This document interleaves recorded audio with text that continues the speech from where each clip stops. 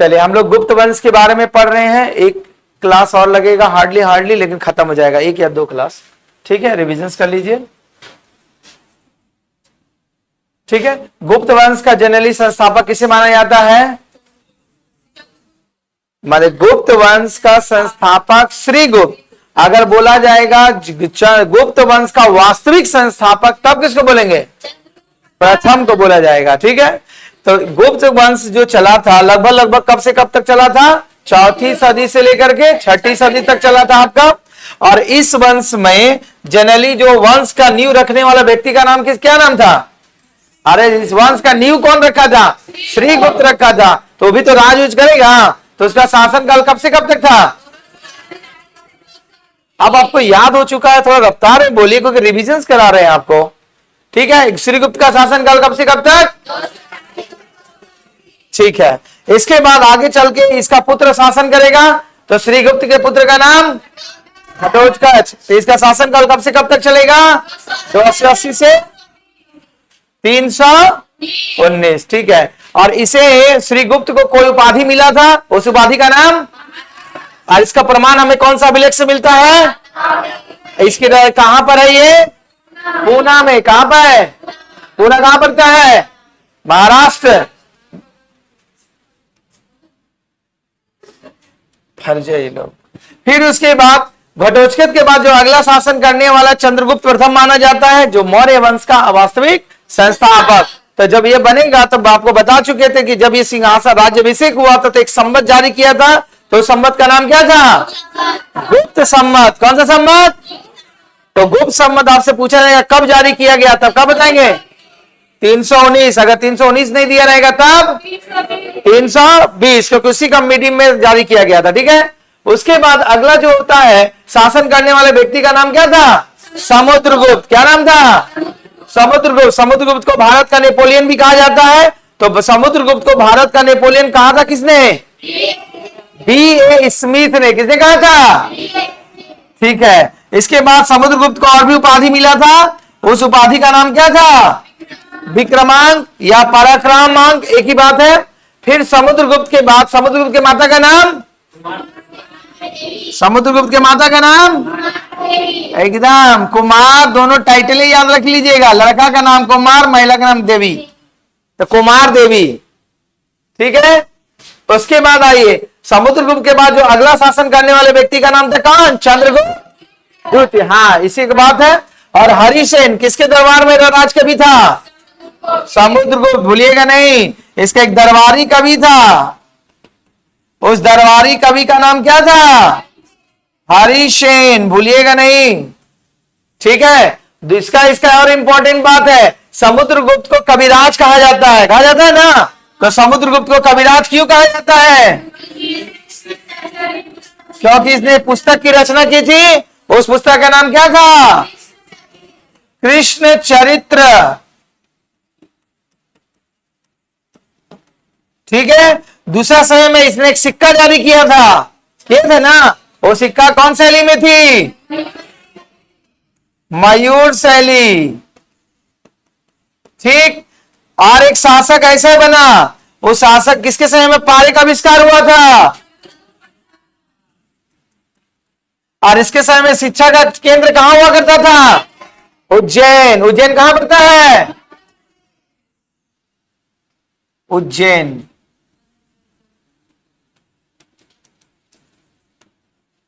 उसके बाद बोलना है चंद्रगुप्त द्वितीय के बारे में हो गया। फिर उसके बाद और कोई फेमस था? हाँ, चंद्रगुप्त जो होता है आपका, ये चंद्रगुप्त प्रथम जो होता था, अपने समय में किसके सिक्के जारी किए थे? सोने के, चांदी का? उस चांदी को सिक्का को क्या कहा जाता था? रजत। याद रखिएगा, इसके समय में चांदी का सिक्का जारी किया गया था, जिसे रजत कहा जाता है। ठीक, इसके बाद दूसरा नंबर बात आ रहा है समुद्रगुप्त द्वितीय। चंद्रगुप्त द्वितीय हो गया। उसके बाद जो अगला शासक बनेगा, कौन बनेगा? द्वितीय तो आ गया। चंद्रगुप्त द्वितीय के बाद अगला शासक कुमारगुप्त। कुमारगुप्त के बाद स्कंदगुप्त। इतिहासकारों का मानना है कि गुप्त वंश का जो अंतिम शासक जो बनेगा, कौन बनेगा? स्कंदगुप्त। ठीक है, आइए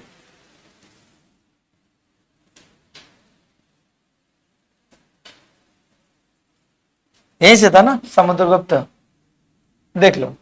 जैसा कि समुद्रगुप्त के बारे में आउटलाइन आपको मिल गया, अब इसके बारे में कुछ कुछ महत्वपूर्ण पॉइंट पढ़ लीजिए, क्लास नहीं छोड़िएगा, क्योंकि ये मौसम के अनुकूल कुछ भी हो सकता है। बोला गया चंद्रगुप्त प्रथम का जो उत्तराधिकारी जो बना, अगला उत्तराधिकारी, इसका नाम क्या था? बोलते जाइए, एनर्जी बहुत आप लोग बचा के रखे हुए हैं, 1 हफ्ता का। समुद्रगुप्त, जिसका शासनकाल कब से कब तक था?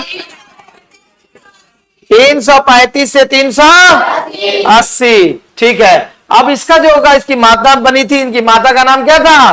कुमार देवी। और कुमार देवी कहां की राजकुमारी थी? लिच्छवी का। इसी कारण बोलता था समुद्रगुप्त अपना क्या कहता था? लिच्छवी का नाती कहता था। इसके बाद इसके दरबार में एक कवि रहते थे, उस कवि का नाम क्या था? हरिसेन, ठीक है। इसके बाद समुद्रगुप्त का जो सबसे इंपॉर्टेंट है कि समुद्रगुप्त का विजय अभियान, यहां तो एमसीक्यू में तो आपका नहीं आएगा, लेकिन जब डिस्क्रिप्टिव में लिखने आता है कि समुद्रगुप्त के विजय अभियान के बारे में लिखिए, जिसका हिस्ट्री ऑनर्स है उसका तो काम ही कर जाएगा। यही 5 क्षेत्र में वो विजय प्राप्त किया था, तो 5 पॉइंट लिख दीजिएगा, थोड़ा बहुत एक्सप्लेन कर दीजिएगा, नंबर टोटल मिल जाएगा, ठीक है। तो समुद्रगुप्त का जो विजय अभियान था उसको कितने क्षेत्र में बांटा गया था? 5। एकदम स्टार्ट करेंगे। पहला गंगा यमुना द्वास क्षेत्र, क्योंकि इन्होंने सबसे इंपॉर्टेंट एक क्वेश्चन में छूटा कि गुप्त वंश वाले लोग थे जो, इन्होंने अपनी राजधानी कहां डिसाइड किया था? कौशाम्बी। कहां किया था? क्योंकि मगध इससे पहले वंशज थे, अपना डिसाइड किया था राजधानी पाटलिपुत्र। तो ये लोग अपनी राजधानी बिहार से ले गए कहा? उत्तर प्रदेश। और वहां कहा राजधानी बताया उन्होंने? कौशाम्बी में, याद रखिएगा। तो अपना फिर वहां जब छोड़ेगा तो एरिया तो कैप्चर करेगा। तो इन्होंने पहला जो जीतना आरंभ किया समुद्रगुप्त, जो गंगा यमुना द्वास का क्षेत्र, वो विजय हुआ, पहला विजय अभियान। दूसरा इसके विजय अभियान जो चला हिमालय वाले क्षेत्र में पड़ता है, जो कौन कौन क्षेत्र जीत लिया था? नेपाल, आसाम और बंगाल। तीसरा फिर आया जितना जंगली वाले क्षेत्र, जो विंध्य का क्षेत्र आता है, जिसमें हमारा झारखंड भी शामिल है। 8वीं क्षेत्र, जंगली क्षेत्र के राज्य जो विंध्य क्षेत्र में पड़ते थे, उसको भी जीत लिया था। उसके बाद अगला जो क्षेत्र आता है चतुर्थ में, दक्कन और दक्षिण भारत का एरिया, जहां 12 राजा था। और 5वां नंबर जो जीता था किसको? शाक वाले को, और आपको कुषाण वाले को। कहां पर जाकर के? अफगानिस्तान में। तो ऐसा माना जाता है लगभग इसने आधे से ज्यादा भूभाग पर विजय प्राप्त कर लिए थे। इसी कारण इसको एक उपाधि मिला। कौन सा उपाधि मिला? है बोलता नहीं है? भारत का नेपोलियन का उपाधि मिला। तो भारत का नेपोलियन का उपाधि दिया कौन इसको?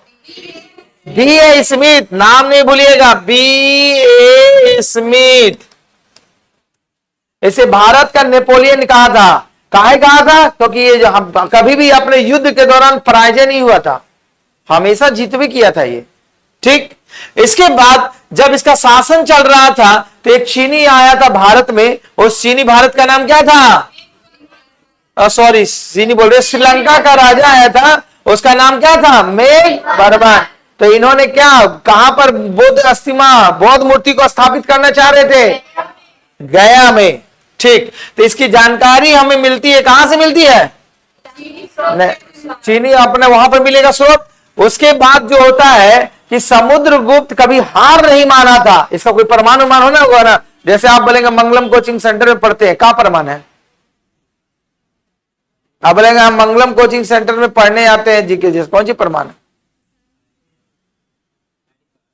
आईडी कार्ड रहेगा, नहीं तो बोलेगा चलो देख लो सर पढ़ा रहे हैं जीके जीएस, है ना, देख लो नोट्स देख लो, यही पढ़ा रहे हैं सर। हाँ, समझ में ही आएगा। तो जो होता है तो अभिलेखों के अभिलेख ही प्रमाण होता था। उस अभिलेख का नाम क्या था? प्रशंसा से बना हुआ, नहीं जिसको बोलने आएगा तो प्रशंसा आता है, उसमें प्रशंसात्मक बोल दो। और ये इसका कहां पर मिला? ये अभिलेख मिला है इलाहाबाद में, याद रखिएगा। इसी से पता चलता है कि भारत का नेपोलियन कहा जाता था। किसको? ये लोग स्टॉप ही लगा देता है, नहीं बोलते हैं तो चल जाते दूसरा दुनिया में। और घर का याद सता रहा होगा, 4-5 दिन का गैप बेचारा लोग करा, वो अच्छा खाना वाना खाते थे। अब यहाँ पर फिर वही आओ, सुबह उठो, खाना वाना बनाओ, बर्तन मांजो, फिर कोचिंग चलो। याद तो आएगा, वहां ऑर्डर मारते थे घर में। आइए, इसके बाद ये जो आप एक प्रयाग स्तंभ भी मिला है, जो कहा जिसमें जहांगीर के बारे में भी जानकारी मिलती है, ठीक है। और समुद्रगुप्त के समय में एक क्या था? दरबारी कवि आया था, उसका नाम क्या था? हरिसेन, ठीक है। अब उसके बाद, हाँ बोलो। ये हरिसेन होगा कहीं का? नहीं, हरिसेन नाम चीन का नहीं, भारत का ही रहा होगा। दरबारी कवि, नाम से ही पता चलता है हरिसेन, है ना, भारत का ही। तो ये से कहा जाता था युद्ध और शांति का दूत, लड़ाई झगड़ा नहीं करना पसंद करता। और कभी लोग पैसे लड़ाई झगड़ा करता है नहीं, ये वो आपका चैप्टर आएगा पृथ्वीराज रासो, है ना, पृथ्वीराज चौहान का कहानी और चंद्र बरदाई।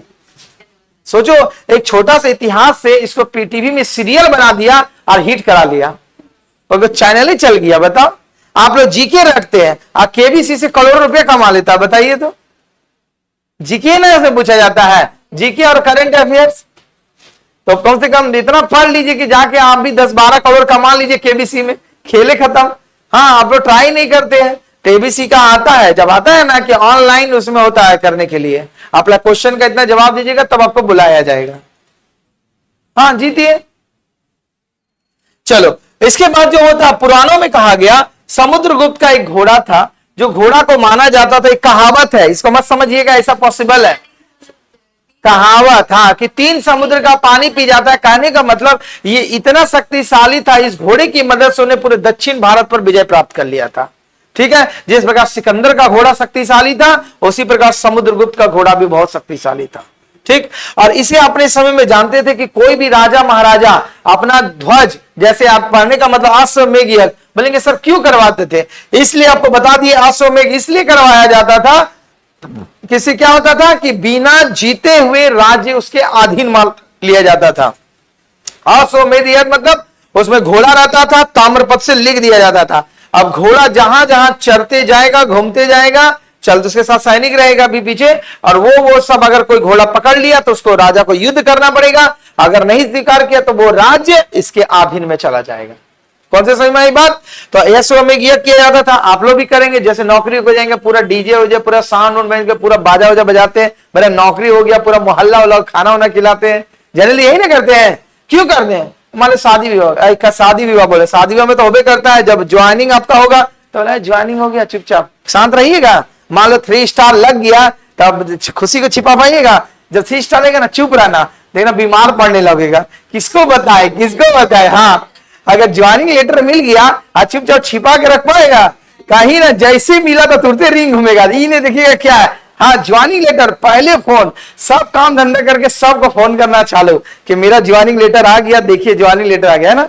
जो नहीं कहीं पूछे वाला उसको ही बताएगा, देखो मेरा ज्वाइनिंग करने जा रहे हैं, क्योंकि वो इतनी बड़ी खुशी होती है, उस खुशी को आप रोक नहीं पाएगा। तो जरूर मिलेगी खुशी, उस प्रयास में काम कर रहे हैं। ठीक है, आप लोग के लिए आगे आइए। समुद्रगुप्त को कुछ उपाधि मिली थी, याद रखिएगा, उपाधि की परंपरा शुरू से चली आ रही है। इसे एक उपाधि मिली थी, इस उपाधि का नाम क्या था? विक्रमांक। कौन सा उपाधि?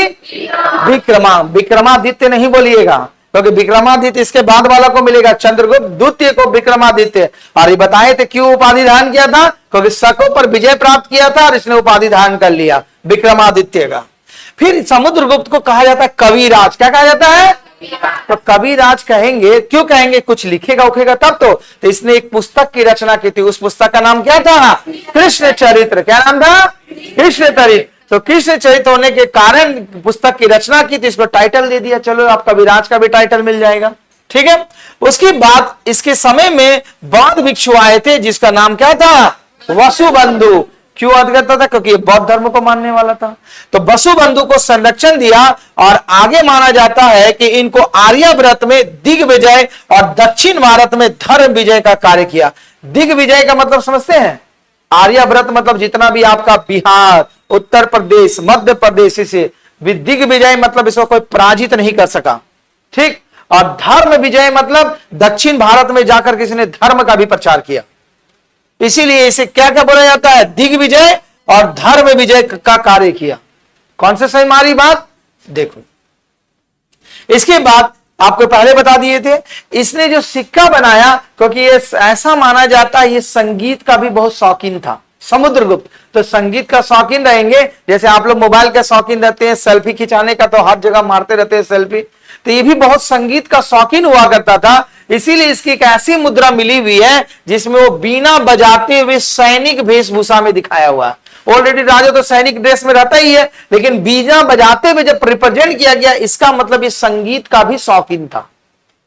ठीक है, इसीलिए इसके सिक्के से प्रबलैंक कैसे संगीत का शौकीन था, क्योंकि इसे सिक्के मिले इसके शासन काल में, जिसमें एक से सैनिक के वेशभूषा में वीणा, वीणा मतलब समझते हैं ना, जो सरस्वती माँ का इस तरह का वीणा होता है, उस तरह का वीणा बजाते हुए देखने को मिला है। दूसरा नंबर बात, ये अपना शासन काल में सिक्का जारी करेगा। तो जब ये सिक्का जारी किया था वो किस शैली में था? मयूर शैली। नाम नहीं भूलिएगा इसे में, कि समुद्रगुप्त के शासन काल में जो सिक्का जारी किया था वो किस शैली का था? मयूर शैली का। ठीक, तो समुद्रगुप्त के बाद अगला जो शासक बनेगा कौन बनेगा? रामगुप्त। तो इसके बाद जो अगला शासक बनेगा रामगुप्त, जो एक योग्य शासक नहीं था, तो बोला इसकी पत्नी का नाम क्या थी? देवी। तो इसकी हत्या करा देती है, और इसकी हत्या कराने के बाद फिर जो सिंहासन किसके अधीन चला जाता है?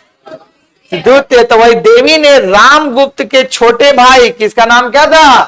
चंद्रगुप्त द्वितीय के साथ मिलकर अपने पति रामगुप्त की हत्या करा देती है, क्योंकि वो अयोग्य शासक था।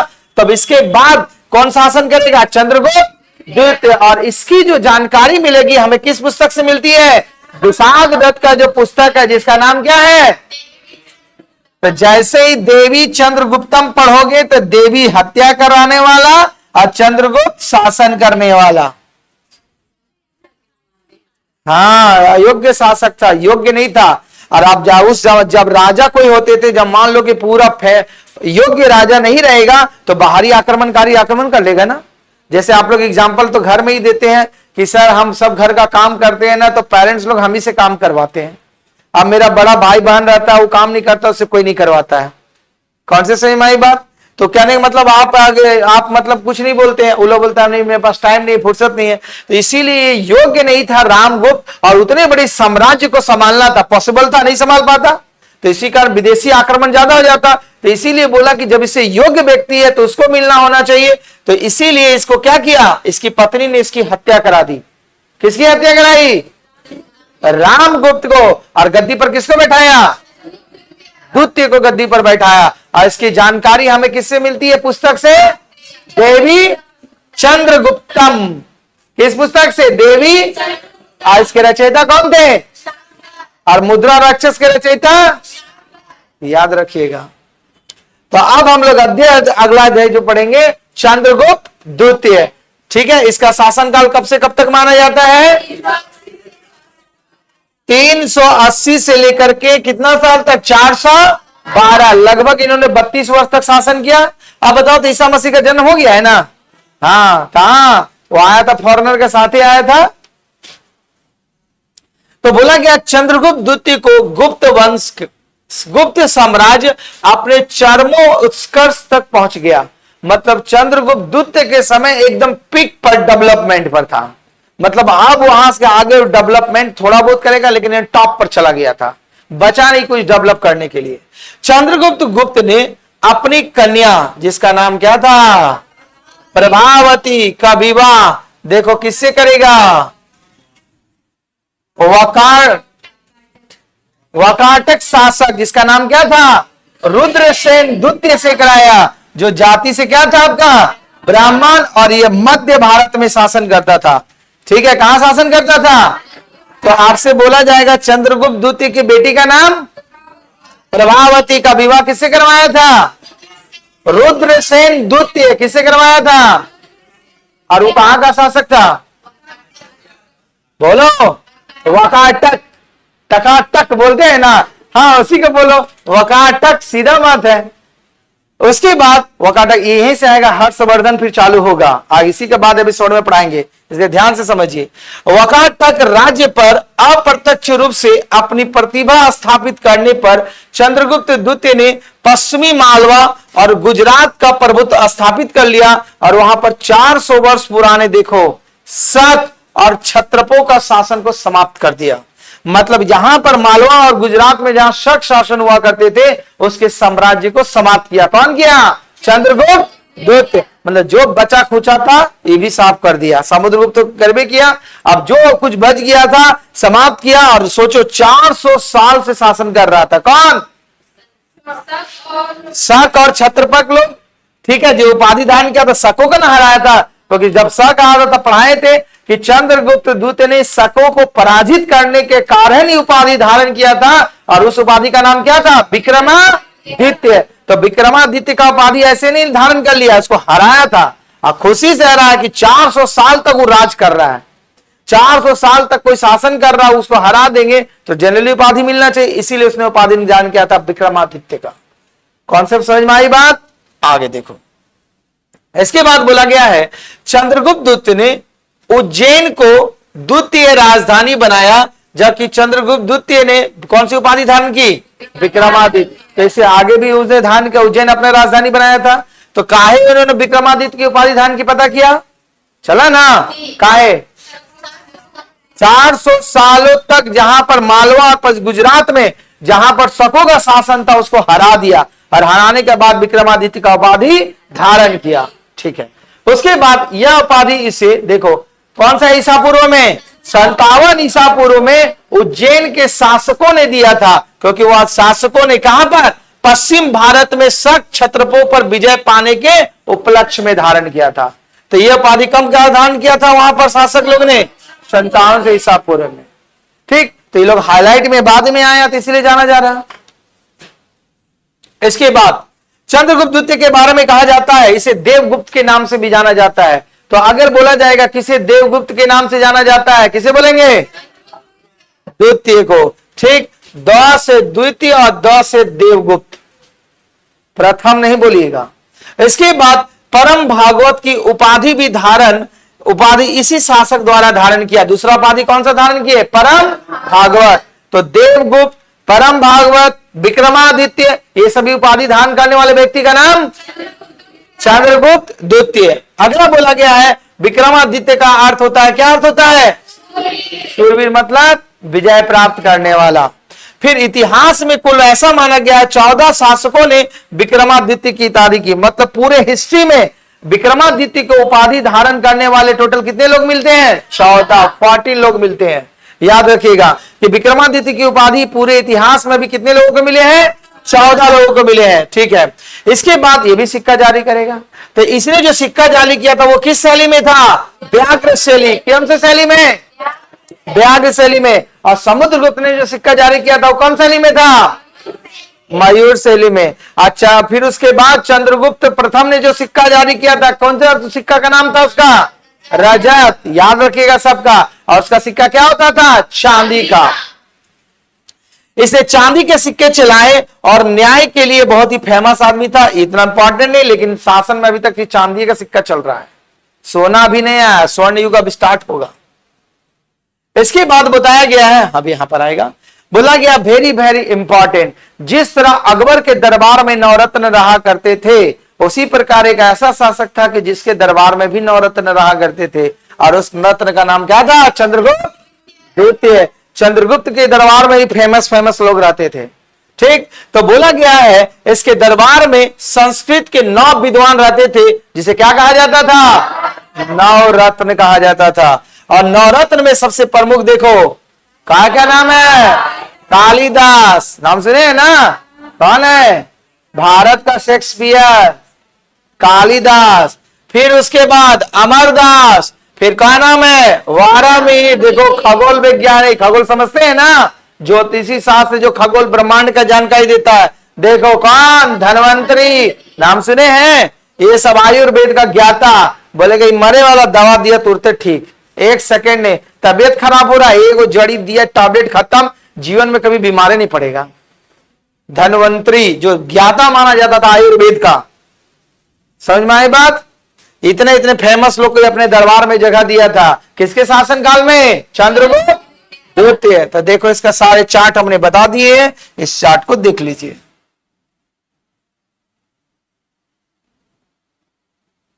ऐसे एग्जाम में आएगा नहीं, कहीं आ जाएगा तो कहीं आप जय हिंद जय भारत नहीं कर दीजिएगा, इसीलिए बताना जरूरी है। देखो चंद्रगुप्त द्वितीय के दरबार में जो फेमस 9 लोग रहते थे विद्वान, उसी को कहा गया है नवरत्न। क्या कहा गया है? नवरत्न। नवरत्न का लिस्ट, पहला नाम कौन था? हरिसेन, जो क्या थे क्षेत्र में? तो क्या लिखेंगे? कवि रहेंगे तो कविता ही लिखेंगे, क्योंकि उस समय क्या होता था, अभी भी चलता है, एंटरटेनमेंट का साधन कौन करेंगे? कवि लोग ही करेंगे। दूसरा वारामिहिर, क्या नाम है? जो किस ज्ञात का थे आपका खगोल विज्ञान, और जिसके द्वारा रचना का नाम बृहत संहिता। याद रखिएगा कि बृहत संहिता के रचयिता का नाम वारामी। तो इसमें कि बृहत संहिता में किस चीज की जानकारी मिलेगी? खगोल विज्ञान की जानकारी मिलेगी। अगला जो नाम व्यक्ति का नाम होता है वर रुचि। क्या नाम है? वर रुचि। क्षेत्र क्या थे? व्याकरण। व्याकरण मतलब ग्रामर ही ना बोलते हैं, हाँ ग्रामर। तो अगर राम जाति बोल देंगे तो गलत हो जाएगा ना, क्योंकि मेल के साथ मेल वाला लगेगा। राम जाता है बोला जाता है तो कैसे होगा? तो व्याकरण के ज्ञाता जिसका नाम कौन थे? संस्कृत भाषा में लिखे थे वो, ठीक है। तो वर रुचि किस क्षेत्र से संबंधित थे? व्याकरण। उसके बाद अगला व्यक्ति का नाम होता है धन्वंतरी। क्या बोला जाता है? तो क्षेत्र से संबंधित है चिकित्सा, डॉक्टर। आयुर्वेद जानते हैं ना, तो देखो आयुर्वेद चिकित्सा पुस्तक जो लिखे थे, तो आयुर्वेद के आपको पहले भी क्लास में बताते हैं कि आयुर्वेद का ऐसा अभी भी हम सोचो, हम लोग इतने सौभाग्यशाली हैं, जिस देश में रहते हैं वहां आयुर्वेद जड़ी औषधि का भंडार है, लेकिन हम लोग उसका यूज नहीं करते हैं। अभी भी उसका यूज करता है कौन? दरवाजा को बंद कर दो। यूज करने वाले जो व्यक्ति है वो कौन है? जो जंगल में निवास करने वाले लोग हैं, आदिवासी लोग जो है, वो लोग अभी भी आयुर्वेद से अपना ट्रीटमेंट करता है। वो डॉक्टर के पास नहीं जाएगा। अपवाद आप जाइए, सर पानी में भींज गए, मेरा तबीयत खराब, और लोग जंगल में रहता है तबीयत खराब, देखे कभी? कौन डॉक्टर पास गए थे? आपका स्पेशलिस्ट, हार्ट स्पेशलिस्ट, कौन स्पेशलिस्ट का पास लोग जाते हैं? जाते हैं कोई नहीं, क्योंकि इतनी औषधि से भरमार है। तुरंत अच्छा कौन सी रहा? पत्ता लेगा, मोचड़ेगा, मुंह फाड़ो, खिलाया, ठीक, ओके, ट्रीटमेंट ओके, राइट। एक कोरोना महामारी में कितना आदिवासी लोग का तबीयत खराब हुआ किसी को? नहीं हुआ। वो खुद जानते थे हम स्वस्थ है। जंगल में कभी कोरोना गया? कोरोना था सिटी में खाली था, खाली जहां जहां शहर था ना वहीं ज्यादा कोरोना था। काहे था कोरोना? जानते क्यों? क्योंकि शहर के लोग आधा से ज्यादा साइकोलॉजी बीमार होते हैं, वो साइको बीमार होते हैं। साइको बीमार समझे ना? अगर भूल से छींक भी दिए ना, हमारी तबीयत खराब हो गया है, हॉस्पिटल लेके चलो। हाँ समझ में आई बात? आप जंगल में जाकर घूमो फिरो, कुछ नहीं, कभी जीवन में नहीं होता है। इसीलिए जब छुट्टी आप हम लोग झारखंड में निवास करते हैं तो अपना जब टूर मनाइए तो गांव रहे तो बिताइए, वहां पर घूमिए, और कोई शहर और में दोस्त रहता है उसको पकड़ के लेके जाइए और घुमाइए, देखिए मेरा जंगल कितना आनंदमय है। वो कश्मीर भुला जाएगा। हाँ जितना आनंद आएगा, आप लोग नहीं घूमते हैं, बहुत आनंद आएगा। हाँ आज कश्मीर फ्लॉप हो जाएगा, ऐसा सा एरिया है, बता देंगे अभी देखने वाला तो, और नजदीक में है। तो आप लोग जाते कौन सी ऐसा जगह है सपाट जगह, खाली पॉल्यूशन एरिया में। तो इसीलिए बोला जाता है, मेन जो थीम था बुला गए, धन्वंतरी जो बोला जाता है आयुर्वेद, जो बता देते काम भी आएगा। अगर किसी भी व्यक्ति को बताते बहुत पुरानी बीमारी है, अगर उसका ट्रीटमेंट नहीं हो पा रहा, ठीक नहीं हो रहा, तो अगर वो आयुर्वेद का इलाज कराएगा तो हमेशा के लिए खत्म हो जाएगा। जैसे सीनियर सिटीजन जिसका 60-70 एज हो जाते हैं और उनका अगर सपोज करो कोई बीमारी ठीक नहीं होते हैं, तो अगर वो आयुर्वेद का इलाज कराएंगे तो ठीक हो जाएंगे। क्यों? क्योंकि आयुर्वेद में कोई भी केमिकल का मिक्सचर नहीं होता है। वो दवा आपको खुद घर में तैयार करना पड़ेगा। वो जड़ी बूटी ले आकर के मुसल में जो होता है ना छोटा वाला, उसी में पीस के दवा तैयार कीजिए और खाइए। अच्छा लाइफ टाइम के लिए खत्म, कभी बीमारी का नामो निशान मैंने समझ लीजिए, जब तक आप जीवित रहेंगे वो पुनः दोबारा बीमारी नहीं होगा। इतनी पावर है आयुर्वेद में। हम लोग जो दवा खाते हैं उसमें तो केमिकल रहता है, वो करेक्टर को मिला दिए, तैयार कर दिए, दवा खा लिए, खत्म जड़ से। इसीलिए देखोगे इस साल बुखार आया, फिर अगला साल बुखार पकड़ लेगा। अगर मान लो मनुष्य को बुखार नहीं पकड़ेगा तो कभी दवा खाएगा वो? तो वो भी देखता है, उसका भी लाइफ लाइन रहता है, सिम कार्ड का लाइफ लाइन रहता है, 1 महीने के बाद रिचार्ज। वो भी जो आप दवा खाते हैं ना उसका पीरियड रहता है कि अच्छा ठीक है ये वायरस है उसको छोड़ देना है, क्या वही फिर वायरस अगला साल फैलेगा तब ना फिर दवा खाएगा। नहीं तो हमेशा कोई ठीक हो जाएगा तो कभी होगा? उसका एक ही इलाज है जो आयुर्वेद भी बोलता है, एक्सरसाइज कीजिए, योगा कीजिए। देखिए जो आदमी एक्सरसाइज योगा करता कभी बीमार नहीं पड़ेगा, कभी नहीं बीमार पड़ेगा। और जो सूत के उठे वाला है 10 बजे पक्का बीमार पड़े करेगा। वो सुबह 4 बजे सुबह उठिए, 5 बजे उठिए, दिमाग को रिलैक्स चाहिए, यही तो है सब करता धरता। ये ब्रेने ने डैमेज तो गया, बोलेगा भूख तो बोलेगा कौन सी जा रहे पढ़ने। दिमाग अगर उल्टा पुल्टा काम करना चालू किया तो समझ लीजिए क्या होगा दिक्कत। अभी होता है, बोलते हैं ना सर पढ़ते पढ़ते दिमाग काम नहीं कर रहा, इसको भी रिलैक्स चाहिए। तो ये आयुर्वेद का बहुत बड़ा हम लोग का योगदान है। तो तो इसीलिए कोशिश कीजिए इस आयुर्वेद की धरोहर को प्रचार प्रसार करें, बचा के रखें। ठीक है, आप बताए, हसाम वाला ही कोई गर्ल्स हमको बता रही थी, बोल रही थी क्या, जैसे आपको कट आएगा ना, गेंदा का फूल होता है ना, गेंदा, हाँ, गेंदा का फूल का पत्ता को अगर लगा लेंगे तो आपका ब्लड बन जाएगा, ठीक भी हो जाएगा। जानते थे कभी? आप जानते हैं? तब तो थोड़ा बहुत ही लोग जानता है ट्रीटमेंट, है ना। और जिसका बुखार नहीं ठीक हो रहा वो चिरेता का पत्ता पियो, बुखार एकदम जड़ से खत्म, है ना। ये लोग घर में है ना चिरेता गाछ, है ना, गाछ कबाड़ के लेके आएगी तो बरसात अभी है, हम लगा देंगे। जंगल में कि घर में? आज जंगल में नहीं ना जाना पड़ेगा। ठीक, तो रास्ता में कबाड़ लीजिएगा, अब इतना बड़ा नहीं कबाड़ लीजिएगा, टेम्परी से छोटा। अच्छा ठीक है, लेके आइएगा। तो बहुत आयुर्वेद औषधि चीज है वो। मोबाइल दिख रही है, हम देंगे भगवान में, ये तो रहेगा ही रहेगा, नहीं जाएंगे, चिंतन नहीं लो, अभी तो समझा रहे हैं, जब तक समझ में नहीं आएगा नहीं छोड़ेंगे। देखो किताबी ज्ञान तो आपको मिलता है, कुछ अनुभव वाला ज्ञान जरूरी है, क्योंकि स्टूडेंट लाइफ में आप जी रहे हैं ना, नहीं तो बोर हो जाएगा पढ़ते पढ़ते, आ रहे किताब उठाए, क्लास में चले, फिर उठाए चल दिए घर। इसीलिए आपको ऐसे एंटरटेन कर पढ़िए कि बोरिंग कभी फीलिंग नहीं हो क्लास में, कि दिमाग में पूरा का पूरा लोड हो जाए। सही में आई बात? तो आइए, तो धन्वंतरी किसके रचयिता थे? अब जब भी धन्वंतरी का नाम आएगा तो आपको दिमाग में लोड हो जाएगा कि धन्वंतरी मतलब होता क्या है। नहीं तो बोले धन्वंतरी कहां है, पते नहीं, आयुर्वेद का ज्ञाता जिसको बोला जाता है। तो इन्होंने देखो किसकी पुस्तक, आयुर्वेद से संबंध रखते थे। अगला व्यक्ति का नाम था क्या? छपनक। क्या नाम था? जो किसका ज्ञाता थे? ज्योतिष विद्या। किसके रचयिता किए थे? ज्योतिष। ये क्या होता है? ज्योतिष शास्त्र। बोलते मंगल खराब, बृहस्पति खराब, शनि खराब चल रहा है इसलिए मेरा नौकरी नहीं हो रहा। नहीं, ज्योतिष शास्त्र, पानी कब पड़ेगा, खगोल, ये सब भविष्यवाणी पहले कर दी जाती है। आज धूप निकलेगा, अभी हमने सोचो इतने हजारों वर्ष पहले डेवलप हो चुका था। आज हम लोग देखते हैं अपना मोबाइल है, मौसम विभाग लिखते हैं अच्छा कल पानी पड़ेगा, नहीं, लेकिन इसकी गणना पहले ही की जा चुकी थी, पहले ही गणना हो चुकी थी कब बारिश होगा। कब देखोगे क्या, एक साल का कैलेंडर जारी होता है ना ज्योतिष शास्त्र का, हर साल का, हर धर्म में जारी होता है, उसके द्वारा सब मेंशन कब पानी पड़ेगा क्या। अभी हम लोग मोबाइल नहीं था, जब मोबाइल नहीं था तो पहले नहीं होता था, कैसे पता चल जाता था? कैसे बोलते हैं कि नहीं सावन भादों में ही पानी पड़ेगा ज्यादा, ठीक। अब फिर उसके बाद क्या होता था, जेठ बैसाख में पानी नहीं पड़ेगा। लेकिन अभी क्या हुआ, पॉल्यूशन इतना हो गया कि सब डिस्टर्ब कर दिया, इधर का इधर मिक्स कर दिया, इतना पानी पड़ा कि बेचारा सोचने में लग गया कि 5 दिन हम रूम से निकले कि नहीं निकले। तो ये जो था विद्या का ज्ञान पहले ही मिल चुका था। सोचे इतने बड़े बड़े महारथी ने इन्होंने शरण दिए। अगला बात नाम था क्या? अमर सिंह, जो शब्दकोश के रचयिता थे। शब्दकोश समझते हैं ना, डिक्शनरी। आज हम लोग डिक्शनरी का यूज करते हैं, शायद करता होगा। डिक्शनरी मतलब क्या, जो मीनिंग नहीं मिलता उसका हम लोग ढूंढते हैं वहां पर। ऑक्सफोर्ड डिक्शनरी जो डब्लिश होता है, ठीक। तो वो शब्द रचना के रचयिता थे, जो किससे रचना की थी? अमर कोश।